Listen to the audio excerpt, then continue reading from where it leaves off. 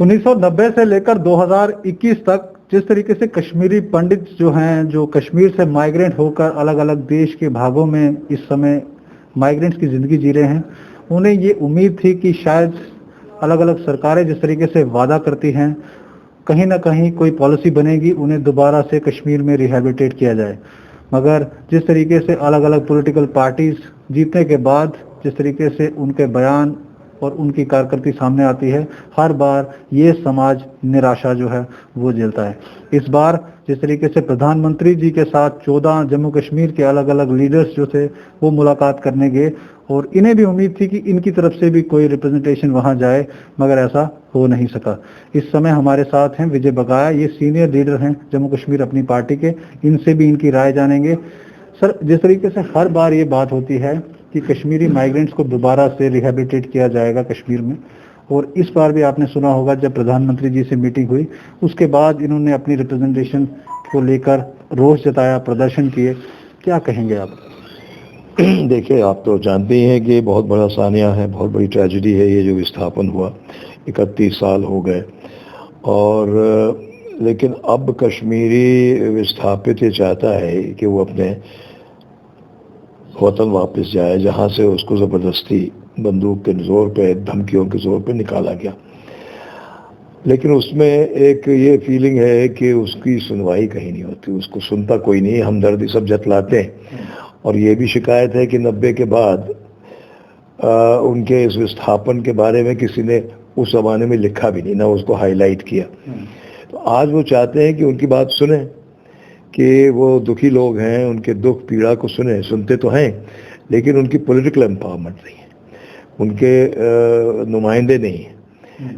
तो वो इसलिए चाहते हैं कि उनको एम्पावर करने के लिए स्टेट के अंदर उन्हें रिजर्वेशन मिले पॉलिटिकल कॉन्स्टिट्यूंसी में, ताकि उनके लोग आए और असेंबली में, ऐवान में अपनी बात रखें और उसकी सुनवाई हो।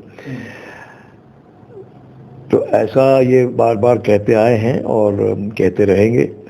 ये जो प्राइम मिनिस्टर की मीटिंग थी, इसमें एक चीज़ ये है कि जो हमें समझनी पड़ेगी कि ये ऑल पार्टीज मीटिंग थी। तो कश्मीरी पंडितों की अलग से कोई पार्टी तो है नहीं, तो उनको शायद न्योता न जाना शायद स्वाभाविक था। लेकिन जिस पार्टी के साथ ये एफिलिएटेड हैं, उस पार्टी ने इनकी बात तो वहाँ उस ऐवान में उठाई और आइंदा भी उठाते रहेंगे। मसलन अपनी पार्टी ने उनकी बात वहाँ उठाई मीटिंग में, कांग्रेस ने उठाई।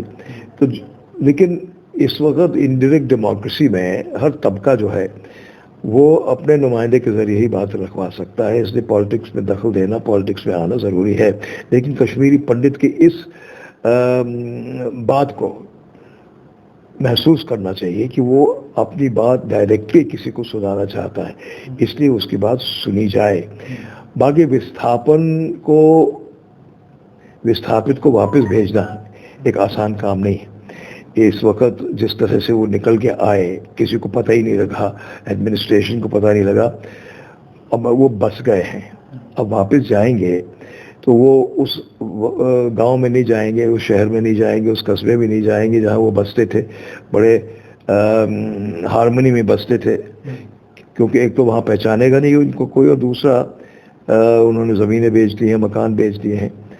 लेकिन वो अगर जाएंगे तो एक सुरक्षित जगह जाएंगे जहाँ इकट्ठे रह सके, जैसे जगती टाइप क्लस्टर है वैसा कहीं बने, वहाँ उनकी कल्चरल आइडेंटिटी भी बनी रहेगी। उसको लेकर भी काफ़ी ज़्यादा जो है पॉलिटिकल पार्टी जिस तरीके से कश्मीर में बात करती हैं कि वो क्लस्टर को कभी बनने नहीं देंगे। जिस तरीके से उनका कहना है कि वो रियल भाईचारा नहीं होगा, उनका कहना है कि इनको वेलकम जरूर है मगर क्लस्टर में नहीं, जिस तरीके से पहले रहते थे वैसे। तो क्या आपको लगता है कि इस तरीके का मुमकिन है? देखिए, हकीकत को झुठलाना नहीं चाहिए। कश्मीरी पंडित सदियों से, हजारों बरस से वहाँ रह रहा है, और उसके बाद जब हालात बदले 12वीं शताब्दी में, उसके बाद भी वो रहता आया है वहाँ, और भाईचारे से रहता आया है। आपने कहीं बहुत कम सुना होगा कि कम्युनल क्लैशेस हुए होंगे कश्मीर में। तो लेकिन उसको तो ये है कि मैंने कसूर क्या किया था कि मुझको बंदूक की गोली से मेरे लोग 500 लोगों को बरदर्द से मार दिया गया, मुझे धमकियों के ज़रिए कहा कि निकल जाओ। तो उसके बाद वो कहता है मैं कैसे वापस जाऊं, वहीं उसी तरह से रहने के लिए। तो इसलिए मैं चाहता हूं कि एक ही जगह रहूं, उसका मतलब दुश्मनी नहीं है दूसरों के साथ। मुझे सिक्योरिटी रहेगी, sense of security, sense of cultural identity रहेगी। और अगर आप देखें तो जम्मू में भी बसे हैं, एक ही जगह बसे हैं, वहाँ तो उनको किसी ने निकाला नहीं था, कोई डर नहीं है। एक माइनॉरिटी सिंड्रोम होता है, एक माइनॉरिटी की इच्छा होती है कि अपनी पहचान को बनाए रखने के लिए एक ही जगह रहें। तो यही है। अब इसमें हम तो हमेशा कहते आए हैं कि सरकार को एक रोड मैप बनाना चाहिए वापसी के लिए, और रोड मैप बनाने के लिए बहुत ज़रूरी है कि वो कश्मीरी पंडितों के नुमाइंदों के साथ बात करें, उनकी आशंकाओं का निवारण करें। मगर सर, जिस तरीके से इंटरनेशनल मीडिया आप देखेंगे, जब भी कोई खबर लगती है तो कश्मीर की बात हमेशा दूसरे डायरेक्शन में की जाती है। एक तबका जरूर वो दिखाते हैं मगर दूसरा तबका नहीं दिखाते। तो वो आपको कभी ना कभी आपको अपने आप में भी लगता होगा कि ये बहुत ही अनफॉर्चुनेट चीज़ है कि इंटरनेशनल मीडिया जब भी कवर करेगा तो कश्मीर की बात करेगा कि उसके साथ बहुत ज्यादती हो रही है, मगर एक तबका वो भी है जिनके साथ असली में भी ज्यादती हो रही है और वो सामने दिख भी रहा है। ये तो बात है, और इसके पीछे क्या है ये समझ में नहीं आता। इसीलिए कश्मीरी पंडित चाहता है कि वो अपनी बात हर फोरम में जो भी मिले उसमें शिद्दत से अपनी बात खुद कहे, क्योंकि उसकी बात और कोई नहीं कह रहा। पॉलिटिकल पार्टीज तो कहती हैं, लेकिन पॉलिटिकल पार्टीज को मिजाज नहीं पता कश्मीरी पंडित का। वो चाहते हैं कि वापस आए, लेकिन कैसे आए वो तभी समझेंगे जब कश्मीरी पंडित उनके साथ बात करें। तो इसलिए जैसा आपने कहा, इंटरनेशनल मीडिया का अटेंशन इन पे फोकस नहीं है, क्योंकि वो समझते हैं कि एक मसला था, एक ट्रेजेडी थी, एक तूफान आया, अब वो टल गया, अब थम गया, अब लेकिन बाकियों के लिए अभी भी तूफान है। तो मगर ये जाती कश्मीरी पंडित को एक बहुत बड़ा गहरा सदमा ये भी है कि इतनी बड़ी चोट के बाद उसको मरहम पट्टी लगाने के लिए आगे कोई नहीं आता। तो सर, अभी अगर मैं बात करूं, जिस तरीके से आप खुद कह रहे हैं कि कोई ना कोई रिप्रेजेंटेशन होनी चाहिए, कहीं ना कहीं उनकी बात जरूर रखनी चाहिए, तो क्या आपको उम्मीद है, जिस तरीके से आज डेलीगेशन आया है, डिलिमिटेशन कमीशन जिस तरीके से कश्मीर में आया है, कहीं ना कहीं आपको थोड़ी सी उम्मीद लगती है कि इनकी तरफ से कोई बात होगी, इनके लिए कोई बात होगी? देखिए, कश्मीरी पंडितों के बहुत सारे ऑर्गेनाइजेशंस हैं, उन्होंने टाइम मांगा है, डिलिमिटेशन कमीशन से टाइम मिलेगा भी, अपनी बात वो रखेंगे भी। और बेसिकली तो सबसे बड़ा मुद्दा जो है पॉलिटिकल एम्पावरमेंट का है, रिजर्वेशन देके पॉलिटिकल एम्पावरमेंट का, ये बात कमीशन को बतलाई जाएगी। उसके बाद वो क्या फैसला करेंगे ये तो उन तक है। लेकिन एक ज़माना था इसी सिस्टम में कि एक कॉन्स्टिट्यूंसी, दो कॉन्स्टिट्यूंसीज कश्मीर में ऐसी थी जहां कहते थे कि मेजॉरिटी वोटर कश्मीरी पंडित है और वो हो सकता है डिसाइसिव बन सकता है, वो बनता था मगर रिजर्वेशन नहीं थी। अब ये समझते हैं क्योंकि रिजर्वेशन के बगैर ये असेंबली में आ नहीं सकते, तो वो उनके लिए यकीनी बनाने के लिए एक वही तरीका है जिसकी बात कमीशन के सामने हमारे नुमाइंदे रखेंगे और कमीशन को समझाने की कोशिश करेंगे ये क्यों ज़रूरी है। तो कमीशन क्या करेगा वो तो सर आने वाला वक्त बताएगा, मगर आपकी पार्टी जिस तरीके से जम्मू कश्मीर अपनी पार्टी वजूद में आई है, ज़्यादा वक्त नहीं हुआ है इन्हें, सियासत में भी अभी गिने चुने 1-2 साल हुए हैं और इलेक्शन भी आपने लड़े हैं एक आधा, मगर सही तरीके से आप अभी भी जो है ग्राउंड पे नहीं उतरे हैं। जिस तरीके से असेंबली कॉन्स्टिट्यूंसीज की बात करें, उसमें इलेक्शन जब होता है, आपको लगता है कि आने वाले दिनों में आपकी पार्टी कहीं ना कहीं इनके लिए कुछ ना कुछ करेगी, कोई ना कोई सीट रिजर्व? नहीं, हम कह रहे हैं कि हम करना चाहेंगे, लेकिन नुमाइंदों के से बात किए बगैर नहीं करेंगे, क्योंकि अपनी मनमानी नहीं करेंगे। वो क्या चाहते हैं, कश्मीरी मुसलमान किस तरह से बात को समझेंगे, किस तरह से भाईचारे से वापसी हो सकती है, उसके लिए हम भरसक कोशिश करेंगे। इसमें ऐसी कोई दो राय नहीं है, लेकिन नुमाइंदों के साथ बात करने के बाद हम चाहते हैं वो बसें अब, और कश्मीरी पंडित भी चाहता है वो जाए, डिग्निटी एंड ऑनर के साथ जाए, और लेकिन वहाँ पे उसको महसूस होना चाहिए कि वो सिक्योर रहेगा और दोबारा उसके साथ ऐसा नहीं होगा जो 90 में हुआ। तो मेरा लास्ट क्वेश्चन है सर आपसे, जिस तरीके से डिलिमिटेशन कमीशन आज श्रीनगर पहुंचा है और महबूबा मुफ्ती 3-4-5 दिन के बाद उनको नाराजगी उन्होंने अपनी जताई है और शायद वो इसमें पार्टिसिपेट नहीं कर रही है, खुलकर बयान तो सामने आ गया था। क्या लगता है आपको कि इस समय इतना बड़ा डेलीगेशन, जिस तरीके से डिलिमिटेशन कमीशन की बात की जा रही, उसके सामने नहीं आना क्या दिखाता है? और जिस तरीके से मीटिंग प्रधानमंत्री जी के साथ उसके बाद उन्होंने कहा था नहीं हमारी कॉर्डियल मीटिंग हुई है, मैंने अपनी बातें रखी हैं, तो क्या एक्चुअली क्या चेंज हो गया कुछ दिनों में?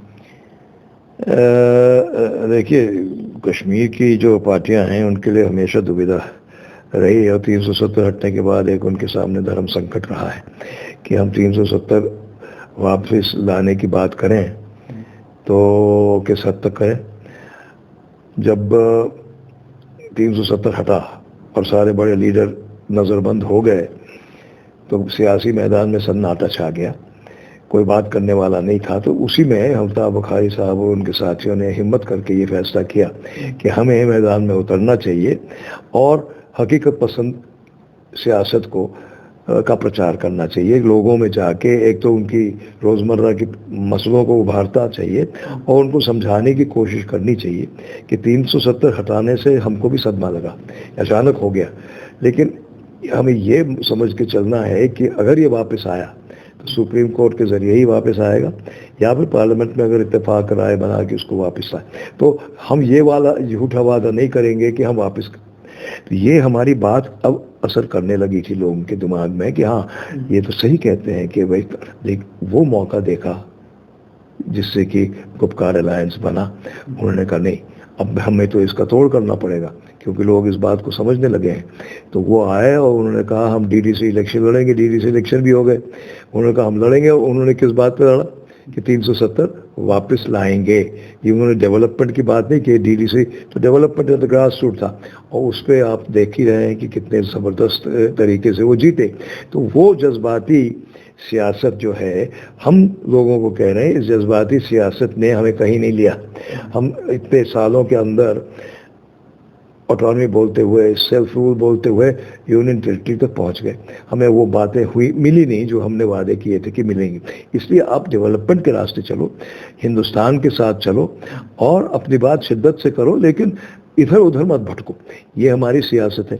अब महबूबा जी के सामने यही संकट है कि पार्टी को अगर आगे चलाना है तो किस स्लोगन पे चलाना है। अगर वो दिल्ली में प्राइम मिनिस्टर से मिल के आई तो कश्मीर में ये भी बात सुनी जाने लगी कि साहब इन्होंने तो हमारी बात ही नहीं की, 370 की बात नहीं करी, तो उससे भी उनको थोड़ी सी कमज़ोरी लगी। तो अब अगर वो डिलिमिटेशन की कमीशन में आते हैं तो उसका मतलब वो मानते हैं कि हम लोग इलेक्शन करेंगे आगे। वो पहले ही कह चुकी हैं कि इलेक्शन नहीं करेंगे हम। तो वो उस धर्म संकट में वो ये फैसला ले चुकी हैं। सर क्या लगता है आने वाला फ्यूचर जो है, जम्मू कश्मीर अपनी पार्टी और भारतीय जनता पार्टी कहीं ना कहीं आपको लगता है कि अल्ताफ बुखारी चेहरा होने वाले हैं? देखिए, सियासत में कुछ 1 week is a long time in politics somebody से, तो एक हफ्ते में, मगर ये है कि हमारी कोशिश अभी जारी है और हमें पॉजिटिव साइंस भी आ रहे हैं कि लोग हमारी तरफ आ रहे हैं, हमसे जुड़ रहे हैं। हमारी विचारधारा को समझ के वो ये कह रहे हैं कि साहब ये तो ठीक कहते हैं कि हम क्यों इधर उधर भटकें, सीधे चलें, मंजिल हमारी खुशहाली की मंजिल है, वहाँ पहुँचें। तो इनके साथ ही चलना अच्छा है। नेशनलिस्ट पार्टी है और या जम्मू में भी हम कहते हैं हम नेशनलिस्ट देशभक्तों की पार्टी है, तो उसकी वजह से भी हमारी तरफ रुझान बढ़ रहा है। और बच्चों में तो ये जो बैट का सिंबल है वो तो दिल को छू जाता है कि ये गली गली में बैट होता है। और अल्ताफ बुखारी साहब की अपनी पर्सनल छवि जो है वो बहुत अच्छी है। ये साफ गो हैं, सिंसियर हैं। तो मैं समझता हूँ कि अपनी पार्टी का भविष्य अच्छा है। इस वक्त भले ही ऐसा असर न नज़र आए, लेकिन अपनी पार्टी जिन्होंने बनाई वो 10-12 सिटिंग एमएलएस थे, तो आप समझिए कि वो कॉन्स्टिट्यूंसीज तो उनके ग्रिप में होंगी। तो मैं समझता हूँ फ्यूचर अपनी पार्टी का ही है। बहुत शुक्रिया हमें वक्त देने के लिए। तो ये थे हमारे साथ इस समय सीनियर नेता जम्मू कश्मीर अपनी पार्टी के विजय बकाया, और इन्होंने बेबाकी से अपने हर जो हमारे सवाल थे उसका जवाब दिया। और कश्मीरी पंडित को लेकर इन्होंने स्पेशली कहा कि जब तक उन्हें पॉलिटिकल रिजर्वेशन, जब तक उन्हें पॉलिटिकल एम्पावरमेंट नहीं मिलेगी, तब तक उनका जो सही मसला है वो सही मकाम तक नहीं पहुंचेगा। और सरकार से भी इन्होंने अर्ज किया है कि आने वाले दिनों में ज़रूर कोई ना कोई उनके लिए पॉलिसी बनाई जाए ताकि उन्हें दोबारा से कश्मीर में बसाया जा सके। आप जुड़े हैं NH1 न्यूज़ के साथ।